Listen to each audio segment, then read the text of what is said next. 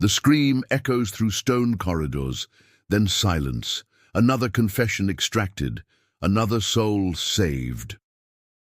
In the cellars beneath Toledo's Holy Office, a woman hangs by her wrists, her shoulders torn from their sockets. She is guilty of nothing more than knowing which herbs ease childbirth, but in the eyes of the Spanish Inquisition, she is a witch, a heretic, an enemy of God himself.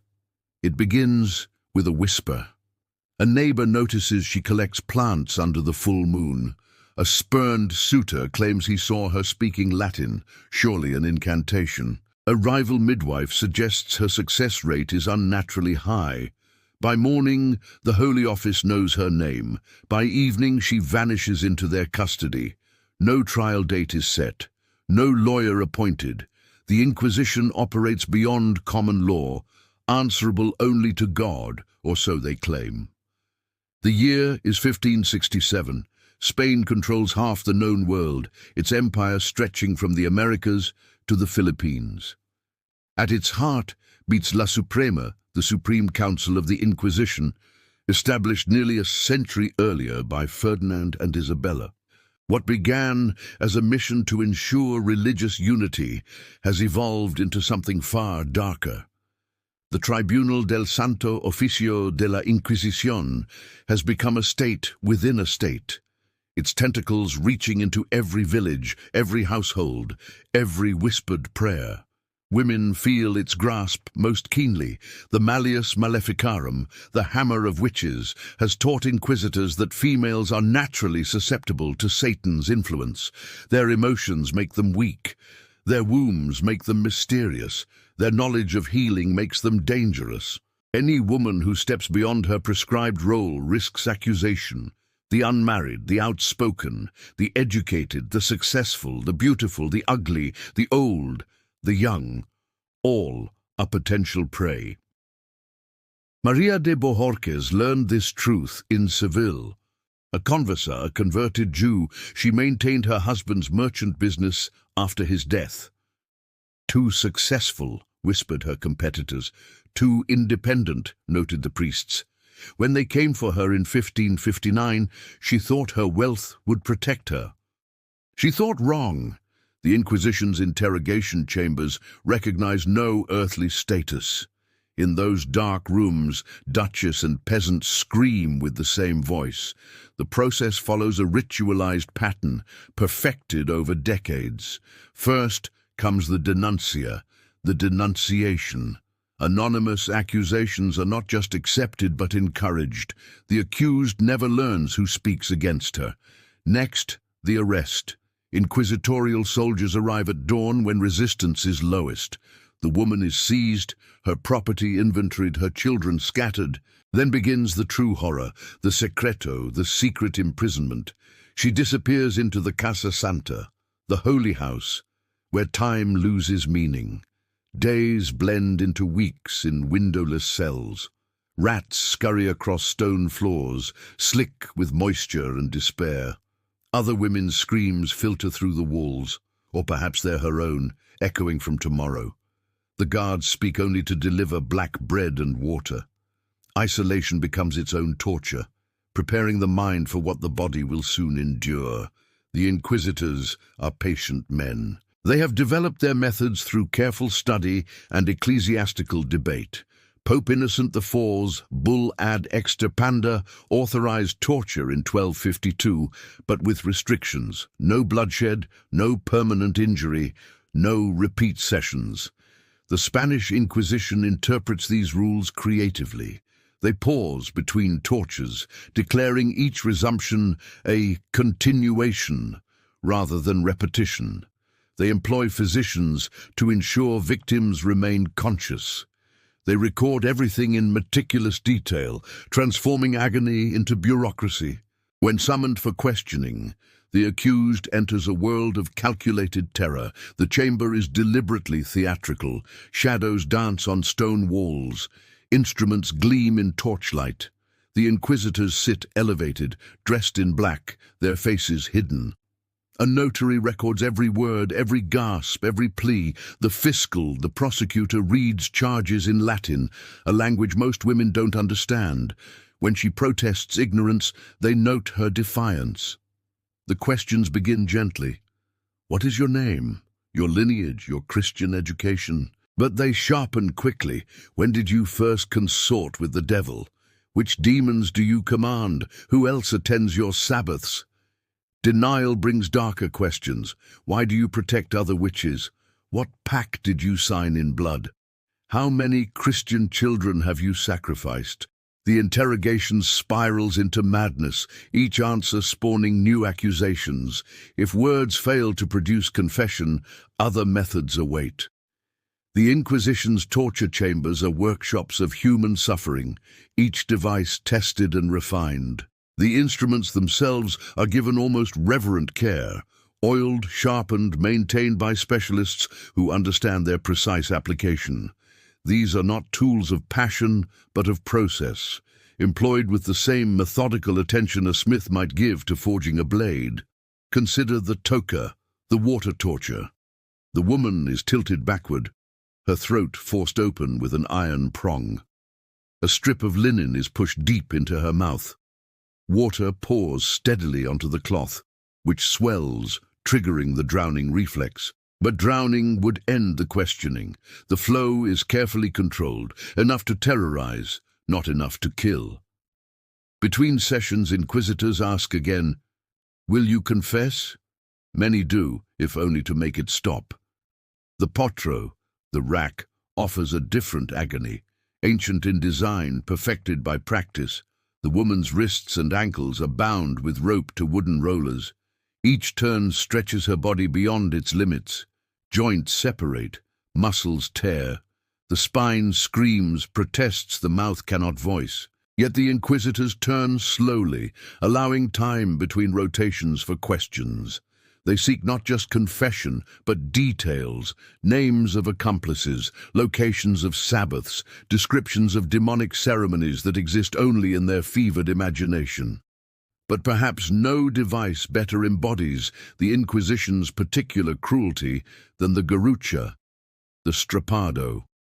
Deceptively simple, deliberately devastating. The woman's hands are tied behind her back. A rope connects her wrists to a ceiling pulley.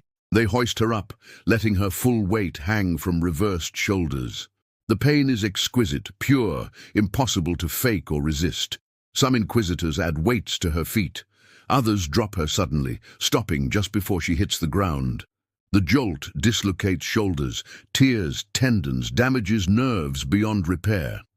What makes these tortures especially horrific is their calculated nature. This is not mob violence or battlefield brutality. This is pain administered by educated men who genuinely believe they serve God's will. They pray before each session. They offer last rites to those who break. They record confessions with satisfaction, convinced they've saved another soul from damnation. The torturer's conscience remains clean. He is merely God's instrument, like the rack or rope he operates.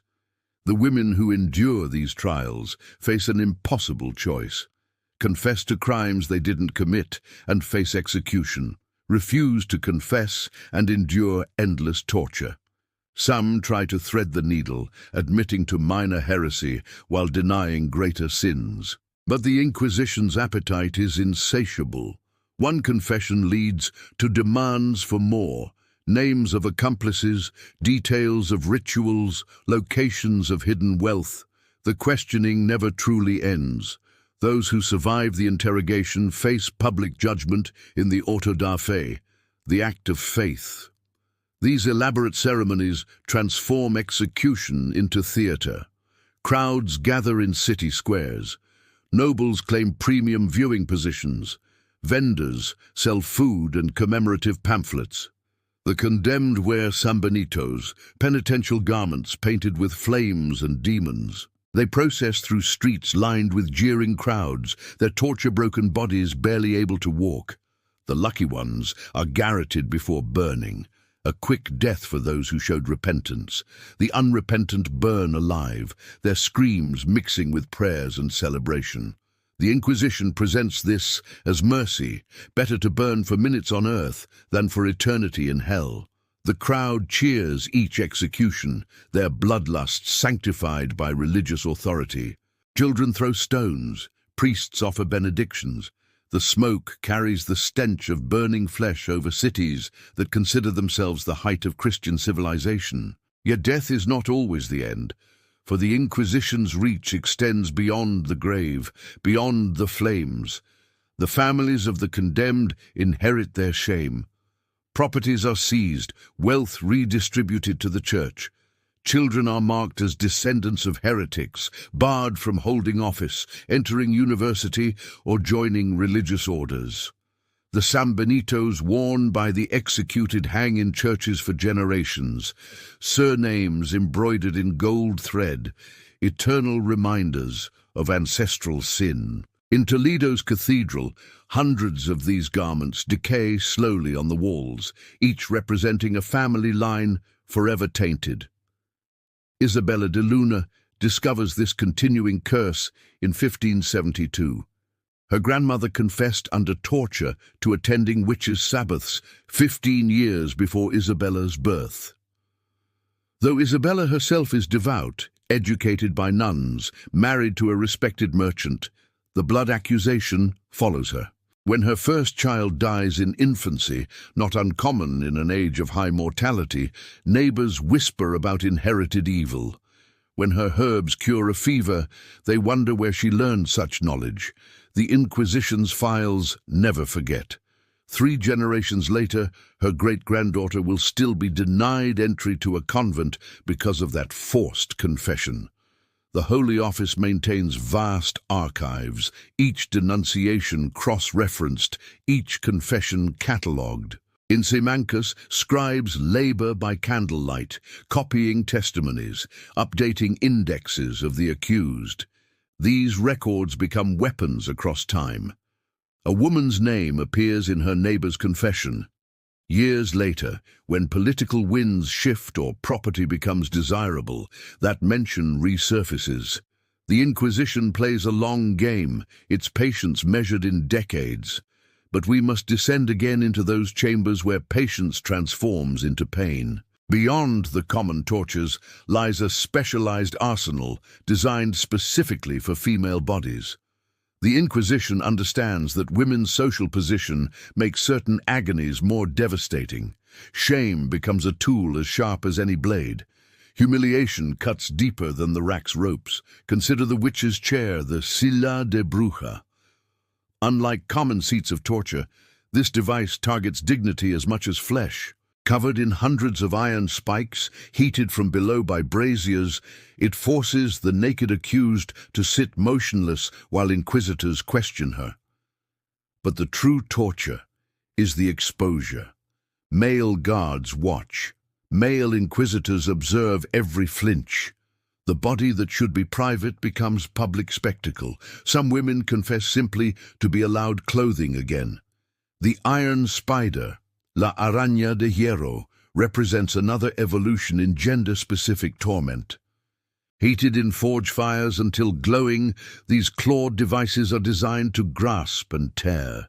Inquisitors favor them for women accused of sexual sins, adultery, seduction, corrupting youth. The symbolism is deliberate.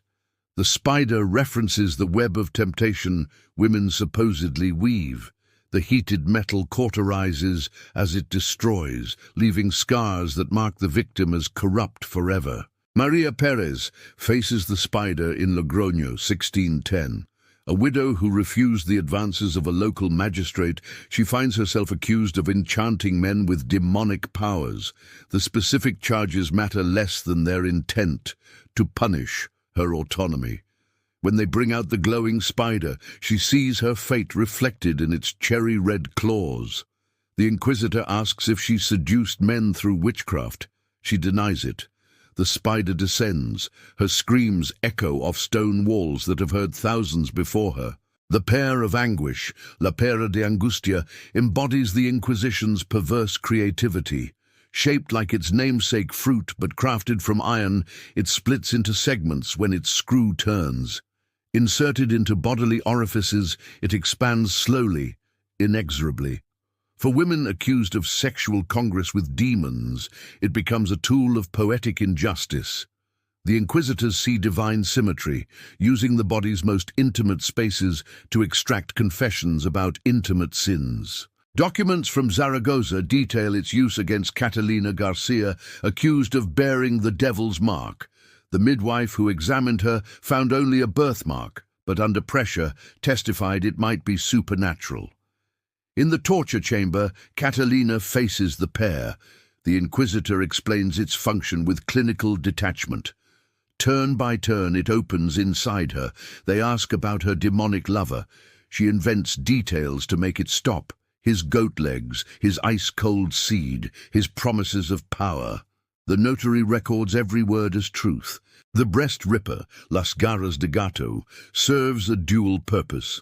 Also called the iron claws, these heated pincers are designed to mutilate as well as torment. Used primarily on women accused of heresy, adultery, or inducing miscarriage, they target the symbols of femininity and motherhood. The Inquisition's logic is grotesque but consistent. Those who corrupt must be visibly marked as corrupt. Juana Morales, a midwife in Cuenca, feels their bite in 1595. Her crime? Too many successful deliveries when the physician's patients died. Clearly, witnesses testify she must have made a pact for such unnatural skill. In the chamber, they heat the claws until the metal glows. The Inquisitor asks about her demonic familiar. She denies having one. The claws close. When they release, she names her cat as a demon, her herbs as potions, her prayers as incantations. Anything to make it end. But perhaps the most insidious torture is the one that leaves no physical marks. The tortura del sueño, the sleep torture. Women are kept awake for days, questioned in shifts by rested inquisitors. Deprived of sleep, the mind fractures. Reality blurs, suggestions become memories. The Inquisitors plant details, Sabbath locations, demon names, ritual words that exhausted minds accept as truth. When the women finally confess, they believe their own words. Elena Rodriguez endures this in Madrid, 1601. A converser who maintained Jewish dietary laws, she is accused of secret worship. For 7 days and nights, they keep her standing. When she sways, guards prod her with pikes. Inquisitors rotate every 6 hours, fresh and alert. They describe Sabbaths she attended, rituals she performed, blasphemies she spoke. By the 5th day, she sees the scenes they paint. By the 7th, she remembers being there. Her confession is detailed, passionate, entirely false. The Inquisition perfects psychological destruction alongside physical torment. Women are forced to watch others tortured, told they're next, unless they confess. Daughters see mothers broken. Sisters hear siblings scream. The bonds of family become weapons of coercion. Some confess to crimes they didn't commit to spare loved ones they know are innocent. In Valencia, the Bañez family illustrates this cascading horror. When the matriarch, Isabel, is accused of witchcraft in 1588, she withstands 3 sessions on the rack without confessing. But when they bring in her daughter Carmen and begin binding her to the same device, Isabel breaks. She confesses to flying to Sabbaths, cursing crops, causing plague. Each confession implicates another family member. Within months, 3 generations of Bañez women face the flames. The complicity extends beyond the torture chamber. Physicians examine victims, ensuring they remain conscious. Priests offer confession between sessions, their holy office twisted into intelligence gathering. Lawyers, when rarely permitted, advise clients to confess quickly. Resistance only increases suffering. The entire system operates with bureaucratic efficiency, each role defined, each process documented. Brother Luis de Aliaga, confessor to the Inquisitor General, writes in his private journal, "Today I heard the confession of a woman stretched upon the rack. Between her screams, she spoke of flying through the night on a goat. When I asked if this was truth or pain speaking, she looked at me with eyes that held no hope and asked, 'What difference does it make?' I had no answer. The truth Brother Luis could not speak aloud was that difference had ceased to matter. By 1600, the Spanish Inquisition had evolved beyond its stated mission of preserving religious purity. It had become a machine that fed on fear, sustained by the very confessions it manufactured. Each woman broken on the rack validated the system. Each false confession proved the threat was real. Each execution demonstrated the Inquisition's necessity. The torture chambers had become factories of their own justification. In the archives of Simancas, modern historians have uncovered the true scope of this manufactured terror. Between 1480 and 1700, over 150,000 trials were processed. Women comprised nearly 40% of the accused, far exceeding their proportion in other criminal proceedings. The patterns revealed deliberate targeting: widows with property, healers with knowledge, converts with success, women who lived outside male protection or authority. The Inquisition didn't just hunt heretics, it hunted female autonomy. The economics of persecution created its own momentum. Confiscated property funded expanded operations. New torture devices required skilled operators. Larger prisons demanded more guards. The auto-da-fe became civic spectacles requiring months of preparation. Carpenters built scaffolds. Merchants sold refreshments. Artists painted banners. An entire economy grew around feminine suffering, each participant complicit yet distant from the screams that made it possible. Francisca de los Apóstoles witnessed this machinery from inside. Accused of Illuminism, claiming direct communion with God, she endured 2 years in Toledo's secret prisons. Unlike many, she survived to write her account. "They brought me to a room beneath the earth," she testified years later. "The walls wept moisture like tears. Upon them hung devices I had no names for, metal shapes that suggested purposes my mind refused to grasp. The Inquisitor was a soft-spoken man who quoted scripture while his assistant prepared the ropes. He told me God loved me too much to let me die in heresy. Then they lifted me by my wrists tied backward, and I learned that love and agony could wear the same face." Francisca's survival was rare. Most women who entered the Inquisition's chambers emerged either broken or dead.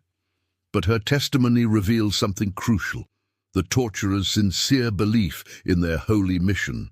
These were not sadists seeking pleasure, but bureaucrats processing souls. They recorded weights used, drops measured, screams noted with the same precision as prayer times.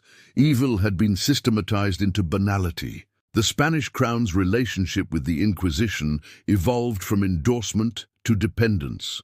Charles V and Philip II recognized its power to control populations through terror. Accusations of heresy silenced political dissent. Threats of investigation suppressed economic competition. The mere existence of torture chambers somewhere beneath every major city created a populace that policed itself. Women especially learned to perform orthodox femininity, silent, submissive, invisible, lest they draw the holy officer's attention. But resistance existed, coded and careful. Women developed networks of warning. Midwives passed knowledge through lullabies. Herb gatherers taught their daughters to work only in daylight, never alone. Conversations took place while washing clothes by the river, voices masked by running water. They learned which neighbors would denounce, which priests showed mercy, which routes led to Portugal or France, where the Inquisition's reach faltered. Some fought back through the very confessions meant to condemn them. Maria de Cazalla, accused of alumbradismo, confessed to such elaborate heresies that even credulous inquisitors grew suspicious.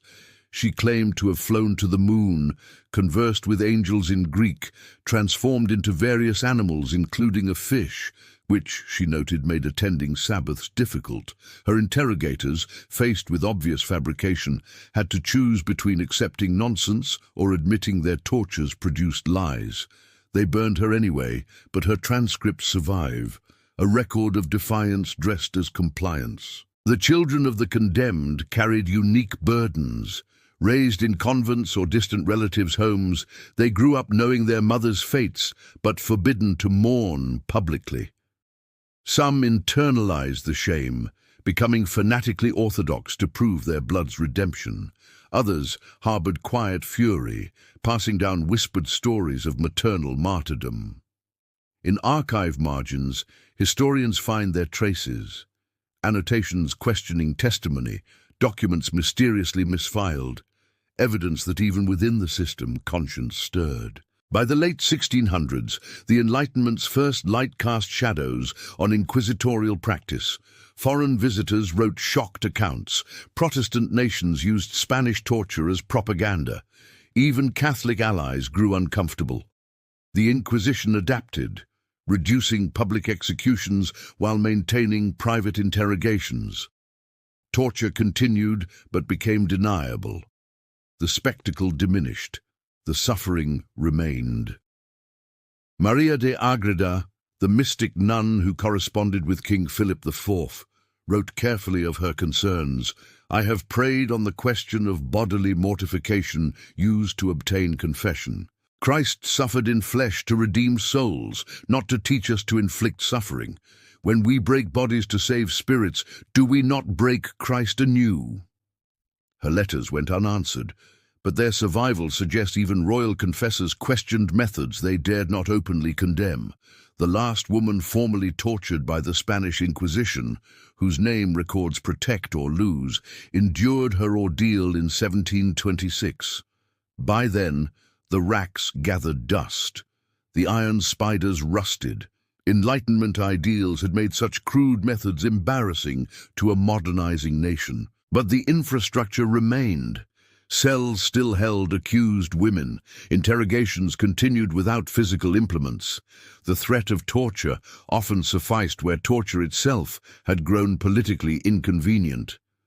When Napoleon's forces entered Spain in 1808, they found Inquisition prisons still operational. French soldiers, hardly squeamish about violence, expressed shock at the medieval devices preserved in working condition. They liberated prisoners who had forgotten sunlight existed. Some women had been held so long they no longer remembered their crimes. Freedom meant nothing to those whose minds had been caged past recovery. The Inquisition's official abolition came in stages: 1813, 1820, finally 1834. But its legacy endured in cultural memory, family shame, and institutional practice.